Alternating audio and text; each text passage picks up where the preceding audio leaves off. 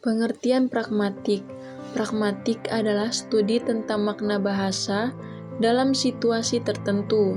Sifat-sifat bahasa dapat dipahami melalui pragmatik, yaitu bagaimana bahasa digunakan dalam komunikasi, salah satunya melalui teks, koteks, dan konteks.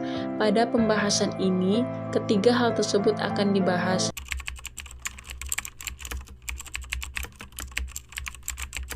Komponen wacana pragmatik ada 3, teks, konteks, koteks. Teks secara umum dapat diartikan sebagai kata-kata lisan dalam bentuk tulisan. Banyak ahli bahasa telah mengusulkan makna teks berdasarkan sudut pandang yang sama dan berbeda. Kedua yaitu konteks.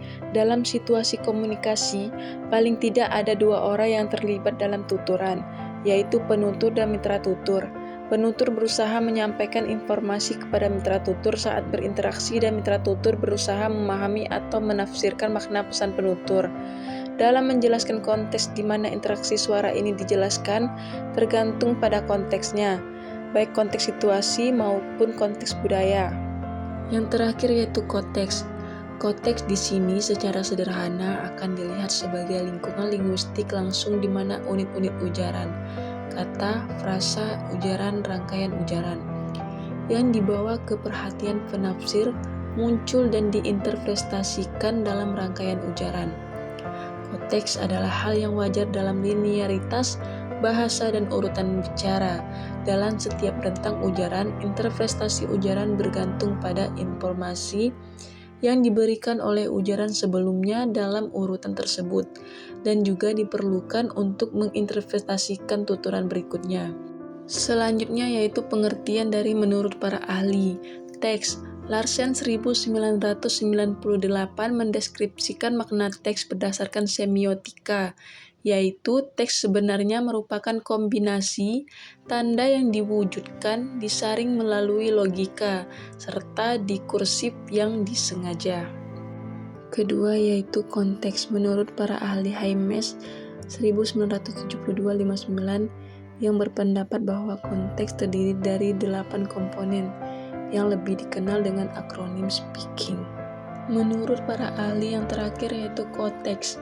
Krida Laksana 2011 137 mendefinisikan koteks sebagai kalimat atau unsur yang mendahului dan atau mengikuti unsur lain dalam tuturan. Konteks tidak hanya dapat berupa kalimat dan paragraf yang lengkap, tetapi juga frasa atau kata. Sinergi teks dan konteks memiliki posisi yang sama, bahkan dapat dipisahkan di dalam teks. Contohnya yaitu kata selamat datang harus diakhiri dengan kata sampai jumpa, dan kedua kata itu saling melengkapi.